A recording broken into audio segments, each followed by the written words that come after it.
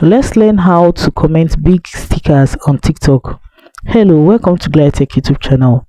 In this video, I'll be sharing with you how to comment big stickers on TikTok. Log into your TikTok account, select the particular video of your choice. So, this sticker helps you to describe your thoughts about the video. All you have to do is to click on the message option. Click on the text space, just click on the option there. Click on the emoji option. All you have to do here is to click on the third option of emoji. Just click on the third sticker option there.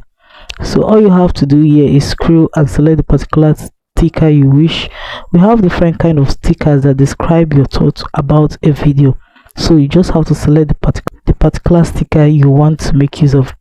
So guys, with this guide, I hope you'll be able to share your big stickers on TikTok. If this video was helpful, do well to like, comment, share and subscribe.